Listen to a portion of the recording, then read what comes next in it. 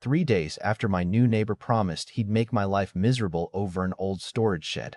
The county showed up at his front door instead of mine, and before the week was over, the most expensive room in his brand new dream house was legally declared off limits. The funny thing is, I never raised my voice, never crossed onto his property, and never touched a single brick he owned. Sometimes the strongest move you can make is simply knowing exactly where your own land ends and where someone else's mistake begins. My name's Mason Carter. I'm 56 years old, and I've spent more than 3 decades building homes across the foothills outside Asheville, North Carolina. Contractors develop a strange habit after enough years in the business. We don't just see houses, we see what hides underneath them. While most people admire a kitchen, we're wondering how the plumbing was vented. While everyone else notices fresh paint, we're looking at foundation cracks, drainage slopes, septic layouts, and permit dates. It's not something you can switch off. Even when I'm sitting on my porch with a cup of coffee watching the sunrise, part of my brain is still measuring roof pitches without realizing it. My wife used to laugh about it before she passed away 5 years ago. She'd tell people I couldn't drive through a neighborhood without silently inspecting every driveway. Maybe she was right. After she was gone, work slowed down by choice instead of necessity. I kept taking small remodeling jobs around the county, enough to stay busy, but my favorite place became home. 2 peaceful acres surrounded by old maple trees, a wraparound porch I'd built myself 20 years earlier, a vegetable garden that never quite looked as organized as I'd planned, and an old cedar shed sitting behind the house. That shed wasn't pretty. The paint had faded years ago, one window leaned slightly crooked, and the roof had been patched more than once after bad storms rolled through. But every board in that building had a story. My father helped me pour the slab.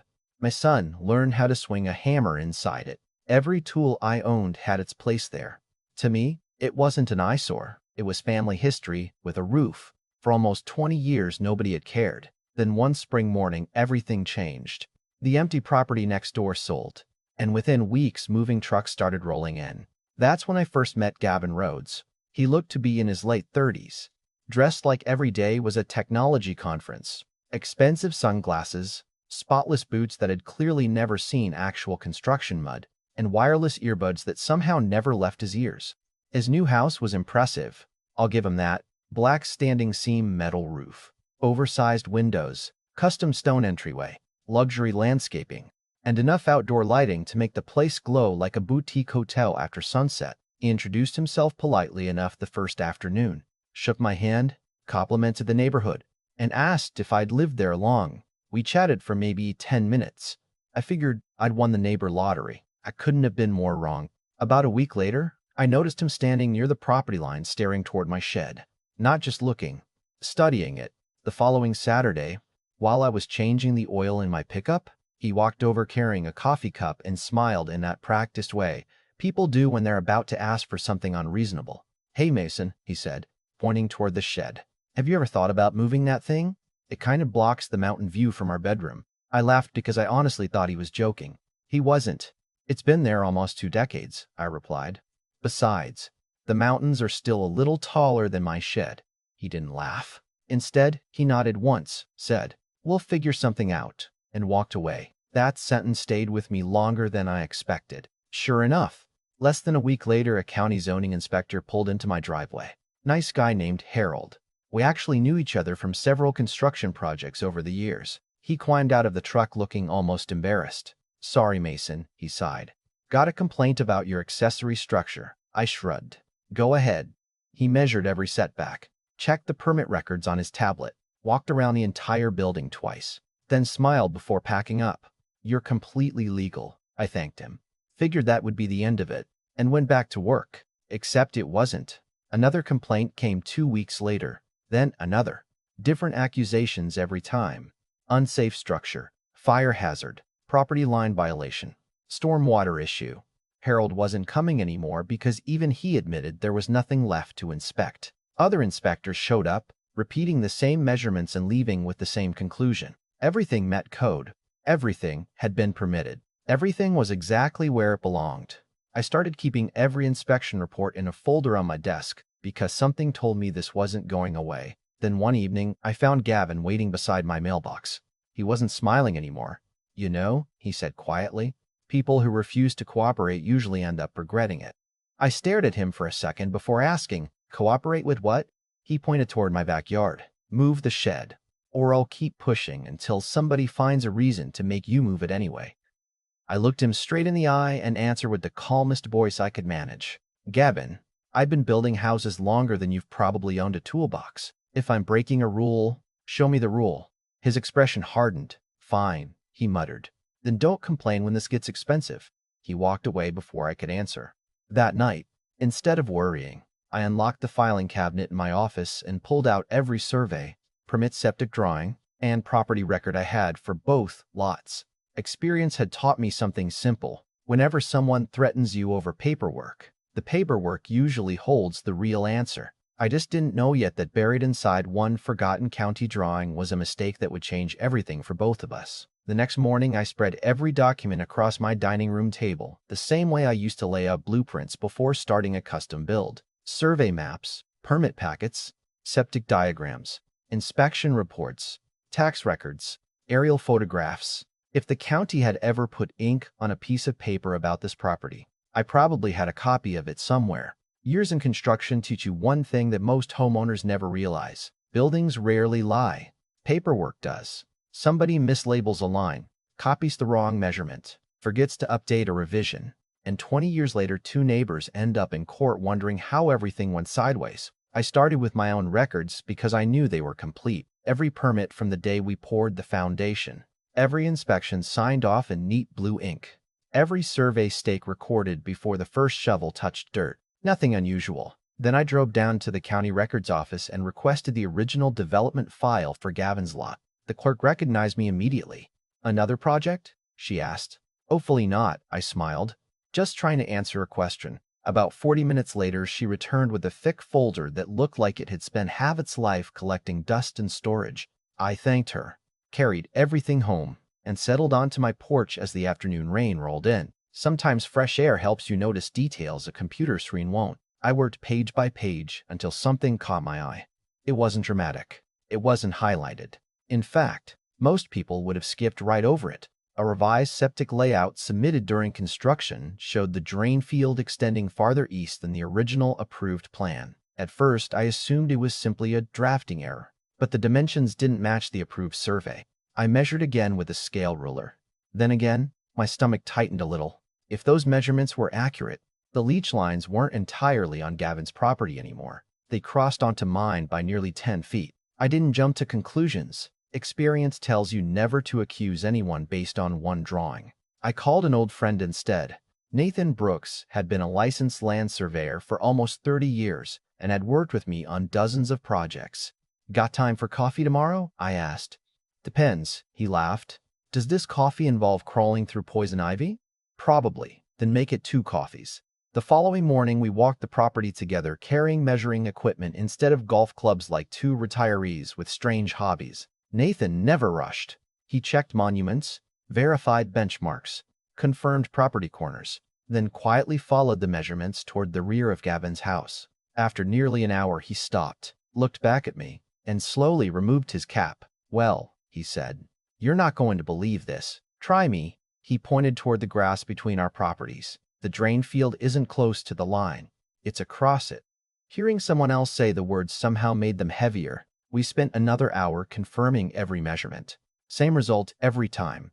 The septic absorption field serving Gavin's master suite extended well inside my property, with no recorded easement and no written agreement allowing it to remain there. I asked Nathan the question that had already formed in my head.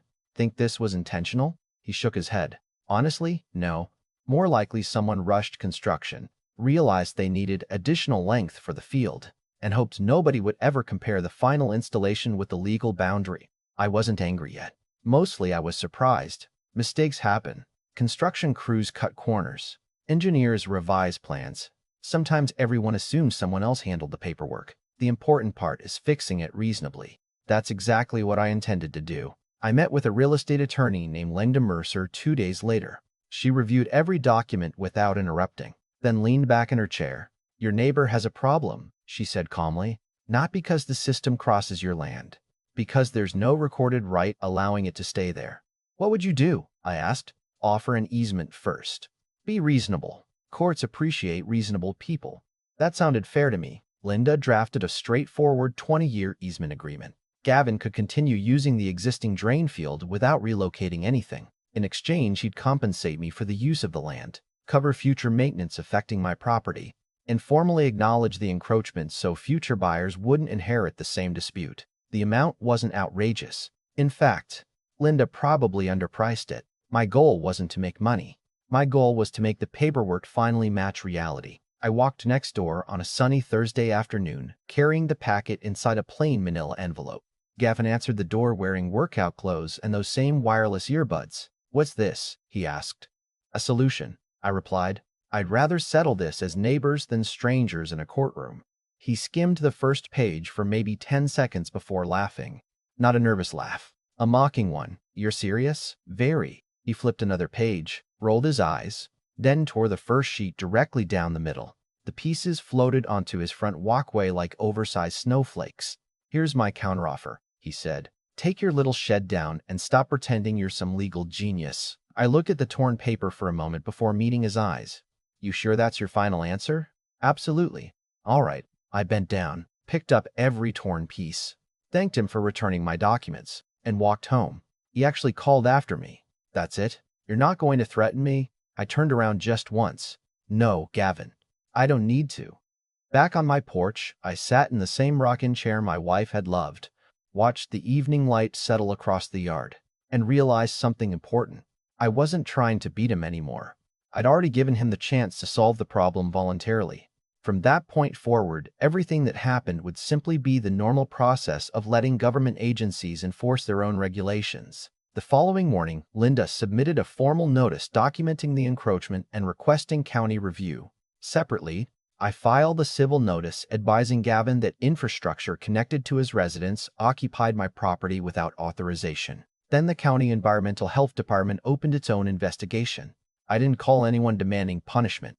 I didn't exaggerate. I simply supplied copies of surveys, permits, photographs, and measurements. Facts have a remarkable habit of speaking louder than emotions. About a week later, 2 county officials arrived while I was replacing deck boards on my porch. They spent nearly 3 hours inspecting both properties. They measured, photographed, reviewed installation records, and compared everything with archived permit files. Gavin followed them around looking increasingly frustrated. At one point I heard him say, "He's doing this because of that stupid shed." One inspector answered without looking up from his clipboard, "Sir, we're here because of the septic system."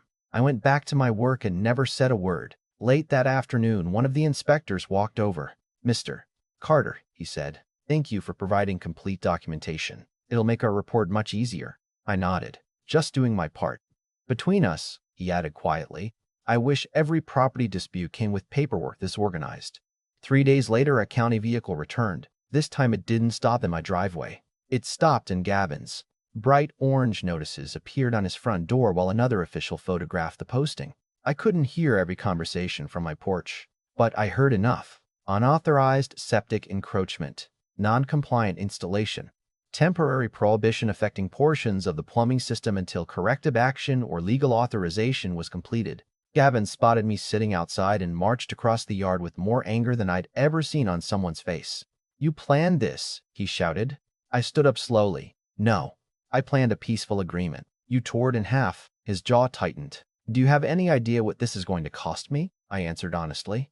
"Probably less than moving my shed would have cost me."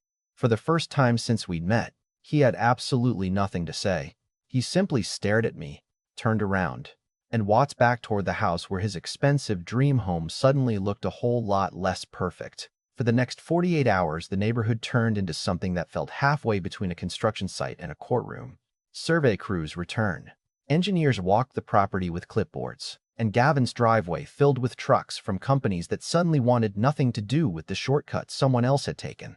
I stayed out of the way. I'd already learned years ago that when government inspectors are involved, talking rarely helps nearly as much as staying quiet. On the third morning, there was a knock on my front door. I opened it to find a man in a gray suit holding a leather briefcase. "Mr. Carter?" he asked. "I'm Daniel Foster. I represent Mr. Rhodes." I stepped onto the porch and offered him a chair. "Coffee?" He smiled politely. I think my client would appreciate it if we solved this before I needed a second cup. We both laughed, which immediately made the conversation easier than any I'd ever had with Gavin. Daniel didn't waste time. I've reviewed every survey, every permit, every inspection report, and the easement agreement you originally offered. Frankly, he paused before shaking his head. You were being more than fair. I leaned back in my chair without saying anything. My client understands that now, he continued. Relocating the drain field would cost considerably more than accepting your original proposal, and the county isn't willing to remove the restrictions until the legal issue is resolved. After a few moments, he slid a folder across the table. We're prepared to accept your agreement exactly as written. I opened the folder slowly. Every page I'd handed Gavin weeks earlier had been recreated, professionally printed, ready for signatures. The only difference was an additional page near the back.